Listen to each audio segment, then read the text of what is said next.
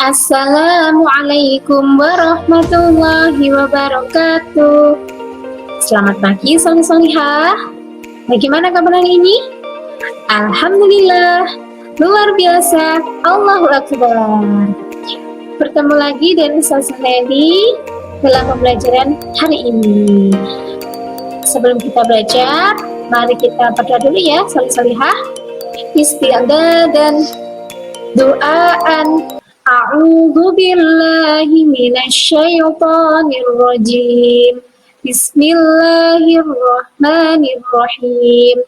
Asyhadu an la ilaha illallah wa asyhadu anna Muhammadar Rasulullah. Raditu billahi rabba wa bil islami dina wa bi Muhammadin nabiyyan wa rasula wa bil Qur'ani imaman wa hukma. Rabbi zidni ilma warzuqni fahma. Amin ya rabbal alamin. Alhamdulillah, semoga dengan lantunan doa kita tadi membawa keberkahan dan keridhaan Allah Subhanahu wa taala, sehingga kita diberi kemudahan dalam memahami materi pelajaran. Nah, soleh-solehah, hari ini kita akan belajar apa? Hari ini kita akan belajar tema 4, subtema 3, pembelajaran ketiga, pekerjaan orang tuaku. Untuk kompetensi dasar yang akan kita pelajari, yang pertama, muatan IPA. KD 3.8 menjelaskan pentingnya upaya keseimbangan dan pelestarian sumber daya alam di lingkungannya. KD 4.8 melakukan kegiatan upaya pelestarian sumber daya alam bersama orang-orang di lingkungannya. Kemudian, muatan bahasa Indonesia, KD 3.8 menguraikan pendapat pribadi tentang isi buku sastra, cerita, dongeng, dan sebagainya. KD 4.5 mengomunikasikan secara lisan dan tulisan pendapat pribadi tentang isi buku sastra yang dipilih sendiri dan dibaca yang didukung oleh alasan. Nah, kemudian untuk tujuan pembelajaran pada hari ini, yang pertama, setelah berdiskusi, siswa mampu menyebutkan pentingnya pemanfaatan sampah sebagai upaya pelestarian sumber daya alam dalam kehidupan sehari-hari dengan detail. Yang kedua, setelah berdiskusi, siswa mampu mengomunikasikan contoh kegiatan pemanfaatan sampah sebagai upaya menjaga kelestarian alam dalam kehidupan sehari-hari secara perinci. Yang ketiga, setelah membaca pendapat teman terhadap suatu dongeng, siswa mampu menilai pendapatnya secara perinci. Dan yang keempat, kemudian tujuan pembelajaran yang keempat, setelah berdiskusi, siswa mampu menyampaikan pendapatnya mengenai komentar teman secara lisan maupun tulisan dengan sistematis. Nah, soleh-solihah, ini adalah tujuan pembelajaran kita pada hari ini. Untuk materi kita pada hari ini, yang pertama tentang bentuk pemanfaatan sampah sebagai upaya menjaga kelestarian alam dalam kehidupan sehari-hari. Dan yang kedua tentang dongeng. Bagaimana soleh-solihah? Sudah siap untuk belajar hari ini? Alhamdulillah. Soleh-solihah, di sini ada sebuah bacaan tentang pekerjaan ibu dari temannya Edo. Kita baca bersama-sama ya. Pekerjaan ibuku adalah pengrajin cenderamata. Barang yang diciptakan sangatlah unik karena terbuat dari barang bekas. Cenderamata yang dihasilkan oleh ibuku adalah tempat tisu dan gantungan kunci. Memanfaatkan barang bekas menjadi sesuatu yang bernilai merupakan pekerjaan yang mulia. selain dapat menghasilkan uang, juga dapat menjaga lingkungan dari pencemaran yang berdampak buruk bagi kehidupan. Dari bacaan ini disebutkan bahwa ibu dari temannya Edo itu adalah pengrajin cenderamata. Pengrajin cenderamata itu adalah orang yang bekerja untuk mendaur ulang sampah yang dibuat menjadi sebuah kerajinan yang bernilai jual tinggi. Seperti di sini disebutkan tempat tisu, gantungan kunci, mungkin tas, dan lain sebagainya. Seorang pengrajin merupakan pekerjaan yang mulia karena mereka mampu mengurangi sampah-sampah yang ada di lingkungan kita. Hal ini merupakan salah satu upaya dalam pelestarian lingkungan karena dapat mengurangi sampah-sampah yang ada di lingkungan kita. Soleh-solehah, coba kalian perhatikan gambar di bawah ini. Gambar apa saja? Yang pertama ada kotak pensil, yang kedua kotak tisu, dan yang ketiga barang-barang atau gambar di bawah ini adalah awalnya dari barang bekas yang didaur ulang, yang diolah menjadi kerajinan yang dapat berfungsi lagi, bermanfaat lagi, yang dapat digunakan kembali. Nah, contohnya yang kedua ini ya, adalah kotak tisu yang terbuat dari tutup botol bekas. Nah, dari tutup botol bisa kita buat menjadi kerajinan seperti kotak tisu yang bisa berfungsi lagi, bermanfaat kembali. Dan yang ketiga, contohnya botol bekas yang kita olah, yang kita daur ulang bisa menjadi pot bunga. Nah, seperti ini adalah contoh-contoh pemanfaatan barang bekas yang didaur ulang menjadi barang yang bernilai, manfaat kembali, yang berguna kembali, yang dapat kita gunakan kembali. Dan ini merupakan upaya dalam pelestarian lingkungan karena mengurangi sampah. Nah, mengapa kita perlu memanfaatkan barang bekas? Karena satu, untuk mengurangi pencemaran lingkungan karena sampah. Dan yang kedua, untuk menghemat sumber daya alam. Sikap apa yang bisa dicontoh dari cerita pengrajin barang bekas tadi? Apa yo? Ya, benar sekali. Yang pertama, sikap peduli terhadap lingkungan. Yang kedua, sikap peduli dalam pelestarian sumber daya alam. Karena mereka mendaur ulang atau mengolah kembali sampah-sampah yang bisa dipakai, yang masih layak pakai, layak guna, diolah menjadi kerajinan yang bernilai. Barang yang bernilai di sini maksudnya tidak hanya bisa digunakan, tapi bisa dijual ya. Selain itu, upaya mereka dalam mendaur ulang sampah merupakan sikap peduli terhadap pelestarian sumber daya alam ya, karena mengurangi tumpukan-tumpukan sampah yang ada di lingkungan sekitar kita. Selanjutnya, tentang cara mengolah sampah. Untuk cara mengolah sampah ini dikenal dengan istilah 3R plus 1R. R yang pertama yaitu reduce, artinya mengurangi.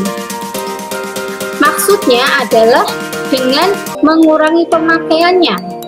Sebisa mungkin kita kurangi penggunaan kemasan barang. Adapun di sini upaya pemerintah sudah menggalakkan gerakan tanpa plastik ya. Nah, contohnya adalah menggunakan tas belanja untuk belanja kita sehari-hari. Jadi tidak menggunakan kantong plastik yang sekali pakai. Kemudian R yang kedua yaitu reuse, artinya menggunakan kembali. Maksudnya adalah memakai kembali. Sebisa mungkin kita menggunakan barang-barang yang bisa dipakai kembali dan menghindari pemakaian barang sekali pakai. Contohnya sama seperti tadi ya, dengan ketika kita berbelanja, kita menggunakan tas yang bisa kita gunakan kembali dan tahan lama. Jadi tidak menggunakan plastik, kantong plastik ya. Kemudian contohnya yang lainnya yaitu dengan membuat kerajinan dari sampah seperti pot tanaman, tempat pensil, kemudian tisu tadi, kotak tisu, dan lain sebagainya. Selanjutnya, R yang ketiga adalah recycle, artinya mendaur ulang kembali. Jadi kita memilih sampah-sampah yang masih layak pakai, kita daur ulang menjadi benda atau barang yang bisa bermanfaat kembali, seperti yang dilakukan oleh pengrajin tadi ya, membuat kerajinan dari berbagai macam barang bekas. Nah, selain itu, contoh yang lainnya adalah memilah sampah organik dan anorganik ya. Di sini merupakan cara recycle atau mendaur ulang sampah. Kalau sampah anorganik kita bisa gunakan atau kita bisa olah menjadi barang-barang kerajinan. Kalau organik bisa kita olah menjadi kompos. Kemudian untuk R yang keempat yaitu replace, artinya mengganti. Maksudnya di sini adalah kalian coba teliti barang-barang kalian, mana kira-kira barang yang sekali pakai. Nah, kita berusaha, kita mencoba untuk mengganti barang-barang yang sekali pakai itu, kita ganti dengan barang yang tahan lama. Contohnya seperti penggunaan kantong plastik ya, kita ganti dengan menggunakan tas. Contoh yang lain misalkan kita ganti penggunaan botol minum sekali pakai ya, yang seperti botol minum kemasan yang dijual-jual itu. Nah, kita ganti dengan menggunakan botol minum pribadi yang bisa kita cuci kemudian bisa kita pakai kembali. Nah, itu adalah replace ya, mengganti penggunaan barang-barang sekali pakai. Selanjutnya tentang cara pengolahan sampah. Cara pengolahan sampah di sini disebutkan ada 4. Yang pertama, membuat bank sampah. Nah, ini adalah salah satu yang digalakkan oleh pemerintah kita ya, untuk membuat bank sampah. Jadi kita nanti di bank sampah itu kita bisa pilih mana sampah atau barang yang bisa didaur ulang dan mana yang tidak bisa didaur ulang. Barang yang didaur ulang tadi yang bisa didaur ulang bisa dijadikan kerajinan dan lain sebagainya. Kemudian, nah ini membuat kerajinan seperti tadi membuat tas, kemudian kotak tisu, kemudian gantungan kunci, mungkin bunga dari plastik dan lain sebagainya. Yang ketiga, membuat kertas daur ulang, dan yang keempat, membuat kompos. Untuk membuat kompos ini biasanya kita gunakan sampah-sampah organik ya, sisa-sisa sayur dan sisa-sisa makanan. Nah, ini tadi adalah cara pengolahan sampah yang merupakan upaya kita dalam pelestarian lingkungan. Berikutnya, nah, tentang muatan bahasa Indonesia ya, dongeng. Dongeng itu merupakan cerita khayalan atau cerita yang tidak benar-benar terjadi, serta biasanya bersifat menghibur dan mengandung nilai pendidikan. Contoh-contoh dongeng di sini Ustazah sebutkan ada cerita tentang kancil dan buaya. Pesan moralnya di sini adalah seorang kancil yang cerdik ya, menjadi orang yang harus cerdik. Kemudian gambar yang kedua tentang cerita kelinci yang sombong dan pura-pura. Nah, ini di sini pesan moralnya mungkin sebagai orang, sebagai manusia kita tidak boleh sombong, karena dengan kesombongan kita membuat kita gagal ya. Di sini ceritanya seperti itu. Berikutnya tentang jenis-jenis dongeng.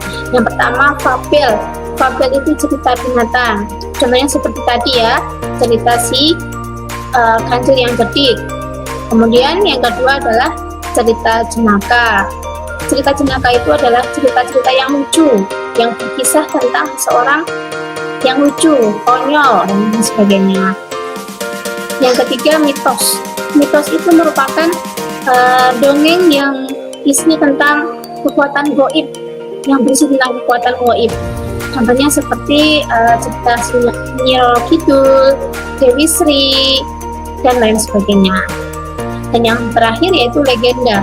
Legenda ini merupakan cerita rakyat yang dianggap benar-benar terjadi kejadiannya, seperti cerita Malin Kundang dan lain sebagainya.